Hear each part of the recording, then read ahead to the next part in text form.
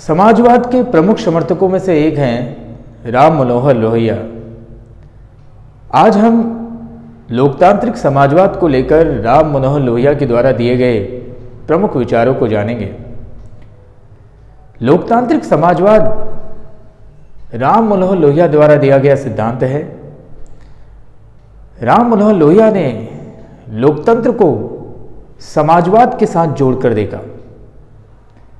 उनका विचार था कि अंतिम व्यक्ति तक न्याय कैसे पहुंचे, तो उसका सबसे बढ़िया तरीका है वो है लोकतांत्रिक समाजवाद। यदि आप पूरे सिनेरियो को समझना चाहते हो या पूरे कंसेप्ट को समझना चाहते हो लोकतांत्रिक समाजवाद की, जिसमें अलग अलग टॉपिक्स हमें पढ़ने पड़ते हैं, तो एक कीवर्ड्स को आप याद रखिए, वो है समानता, इक्वालिटी। राम मनोहर लोहिया का लोकतांत्रिक समाजवाद का जो केंद्र बिंदु है, उस केंद्र बिंदु को समझिए, और वो है इक्वालिटी, समानता। यानी कि अमीर और गरीब के बीच, महिला हो चाहे वो किसी भी वर्ग की महिला हो, चाहे वो कोई भी धर्म हो या जाति की बात हो, किसी भी तरीके से असमानता नहीं होनी चाहिए। समानता ही यहाँ पर मेन कारण माना जा सकता है लोकतांत्रिक समाजवाद की विचारधारा के पीछे। लोकतांत्रिक समाजवाद की विचारधारा के अंतर्गत राम मनोहर लोहिया ने लोकतंत्र को समाजवाद के साथ जोड़ा। ये पहली बार था कि लोकतंत्र और समाजवाद दोनों का मिश्रण यहाँ पर पैदा किया गया, ताकि अंतिम व्यक्ति तक न्याय पहुँचा जा सके, समानता स्थापित की जा सके। यहाँ पर हमें समझना होगा कि राम मनोहर लोहिया लोकतांत्रिक समाजवाद के अंतर्गत किन बातों को जोड़ते हैं। लोकतांत्रिक समाजवाद के दो उद्देश्य हैं, टू ऑब्जेक्टिव हैं डेमोक्रेटिक सोशलिज्म के। पहला आर्थिक उद्देश्य और दूसरा गैर आर्थिक उद्देश्य, इकोनॉमिक ऑब्जेक्टिव और नॉन इकोनॉमिक ऑब्जेक्टिव।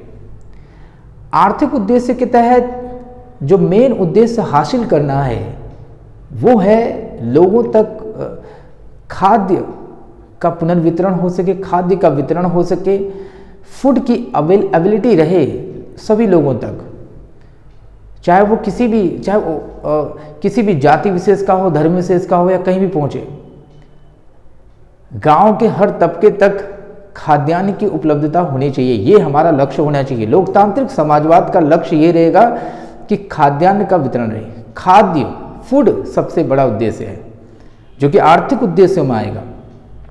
आर्थिक उद्देश्य के अंतर्गत दो हैं, एक तो खाद्य और दूसरा आवास, यानी कि हाउसिंग। ये दो चीज़ें बहुत ज़रूरी हैं। हालांकि हम बचपन से सुनते आ रहे हैं रोटी, कपड़ा, मकान, तीन मूलभूत आवश्यकताएं होती हैं। तो दो आवश्यकताएं इनमें से दो आवश्यकताएं उन्होंने आर्थिक उद्देश्यों के अंतर्गत रखी हैं। रोटी, कपड़ा, मकान में से एक तो रोटी और दूसरा मकान, यानी कि हाउसिंग और फूड। दूसरा जो बड़ा उद्देश्य है लोकतांत्रिक समाजवाद का, वो है गैर आर्थिक उद्देश्य, नॉन इकोनॉमिक ऑब्जेक्टिव। इसके अंतर्गत उन्होंने दो उद्देश्य बताए, एक तो डेमोक्रेसी और दूसरा फ्रीडम, यानी कि लोकतंत्र और स्वतंत्रता। वाकई में समानता स्थापित करने के लिए ये जरूरी है कि हर व्यक्ति को स्वतंत्रता मिले, चाहे वो किसी भी जाति विशेष, धर्म विशेष या किसी भी वर्ग विशेष का हो। तो लोकतांत्रिक समाजवाद के दो उद्देश्य हैं, इकोनॉमिक और नॉन इकोनॉमिक, यानी कि आर्थिक और गैर आर्थिक। आर्थिक के अंतर्गत क्या क्या है?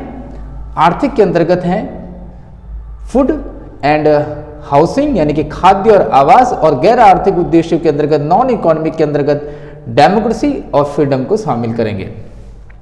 तो ये हो गया डेमोक्रेटिक सोशलिज्म का विचार। इसके अलावा राम मनोहर लोहिया ने चौबुर्जा राजनीति को भी अपने सिद्धांतों के अंतर्गत शामिल किया, यानी कि उन्होंने चौबुर्जा राजनीति की वकालत करी, समर्थन किया, एडवोकेट किया। चौबुर्जा राजनीति के अंतर्गत राजनीति के उन्होंने 4 स्तंभ बताए, 4 पिलर्स ऑफ पॉलिटिक्स। उनमें सबसे पहले सेंटर यानी कि केंद्र, फिर रीजन यानी कि क्षेत्र, और फिर डिस्ट्रिक्ट यानी कि जिला, और लास्ट में विलेज यानी कि गांव। ये राजनीति के 4 स्तंभ कहलाए। हालांकि चौबुर्जा राजनीति के अंतर्गत उन्होंने राजनीति के 4 स्तंभों के साथ साथ समाजवाद की भी राय दी थी। इस बात का उन्होंने विचार दिया, आइडिया दिया कि चौबुर्जा राजनीति इंक्लूड करेगी अपने अंतर्गत किन सब चीज़ों को। ये 4 चीज़ें तो है, साथ साथ समाजवाद का भी होना जरूरी है। चौबुर्जा राजनीति भी अंतिम व्यक्ति तक न्याय पहुंचाने का बहुत बढ़िया उनका विचार था कि किस तरीके से इसका मतलब वो राम मनोहर लोहिया राज्य के समर्थक थे। वो स्टेट को मानते थे, स्टेट होना चाहिए, राज्य नाम की कोई चीज़ है। लेकिन राज्य में 2 चीज़ें हमेशा रहती हैं, एक तो केंद्रीकरण वाला और दूसरा विकेंद्रीकरण वाला, सेंट्रलाइजेशन एंड डिसेंट्रलाइजेशन। इन दोनों में सामंजस्य का होना बहुत जरूरी है, इन दोनों में कोऑर्डिनेशन को बनाए रखना बहुत जरूरी है। और चौबुर्जा राजनीति के द्वारा वो इन दोनों को क्या करना चाहते थे, मेंटेन करना चाहते थे, केंद्रीकरण और विकेंद्रीकरण।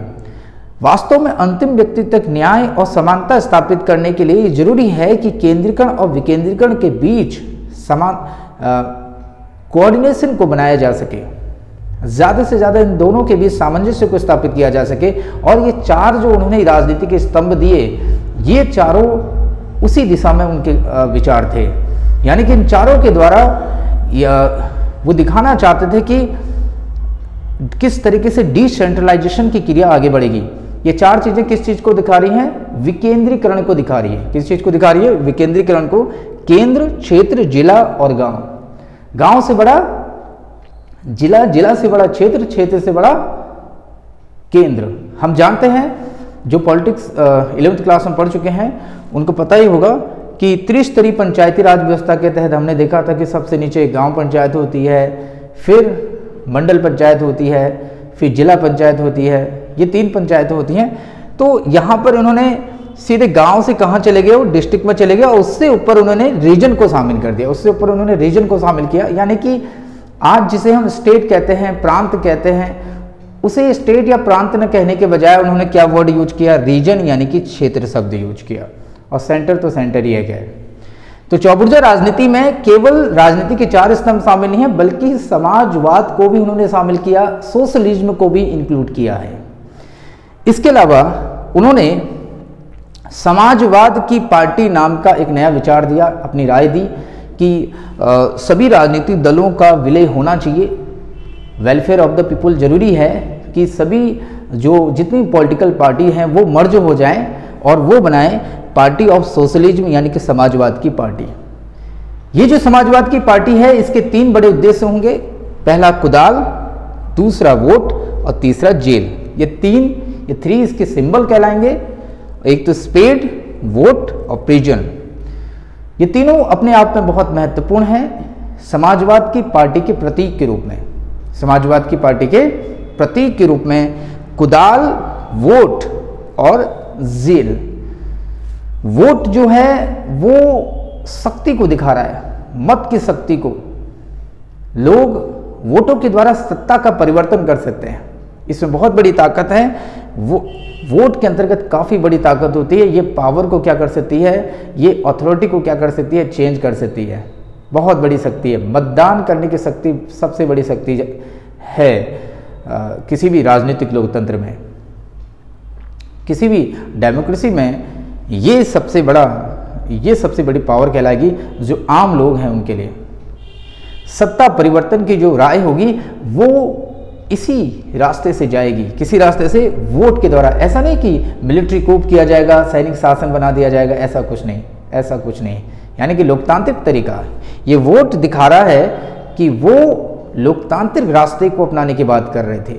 यहाँ पर समाजवाद में हम फिर मार्क्स की बातें भी आ सकती थी। अभी आप 11th में इतना पढ़ नहीं पाए हो मार्क्स के बारे में, तो मार्क्स जो है यहाँ पर हिंसा की बात कर सकते थे, लेकिन इन्होंने हिंसा की बात नहीं करी है, वो वोट का इस्तेमाल कर रहे हैं। इसके अलावा यहाँ पर एक और चीज़ है, कुदाल की बात हो रही है। कुदाल जो है, कुदाल भी यहाँ पर मेहनत का प्रतीक है, ये मेहनत को दिखा रहा है, किस तरीके से एफर्ट करना है, ये यहाँ पर इस चीज़ को दिखा रहा है। उसके अलावा यहाँ पर जो लास्ट में जेल है, प्रिजन है, ये प्रिजन भी हमें बताता है हमें विलिंगनेस रखनी है, अपनी प्रयत्न जिस तरीके से एक तरीके से हमें ज़्यादा एफर्ट करना पड़ेगा यहाँ पर।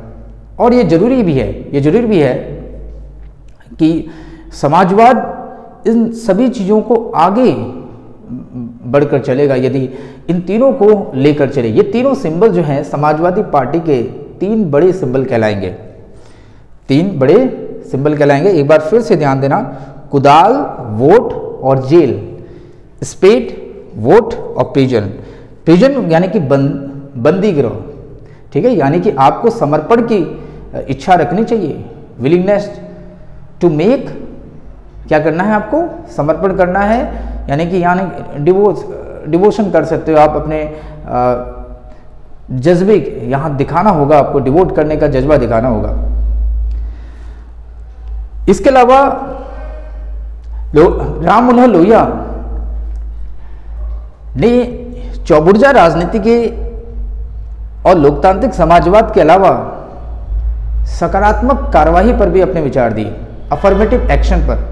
और उनका विचार था कि अफर्मेटिव जो एक्शन है, यानी कि सकारात्मक जो कार्रवाई है, वो एकदम दलितों के लिए ही नहीं होनी चाहिए, वो महिलाओं के लिए भी होनी चाहिए, और वो गैर धार्मिक जो अल्पसंख्यक है उनके लिए भी सकारात्मक कार्रवाई होनी चाहिए। अफर्मेटिव एक्शन केवल डाउन ट्रोडन जो सोसाइटी है केवल उन्हीं के लिए नहीं होना चाहिए, बल्कि जो वुमेन हैं और नॉन रिलीजियस जो कम्युनिटीज़ हैं उनके लिए भी, या नॉन रिलीजियस जो माइनॉरिटीज़ हैं उनके लिए भी क्या होना चाहिए, अफर्मेटिव एक्शन होना चाहिए।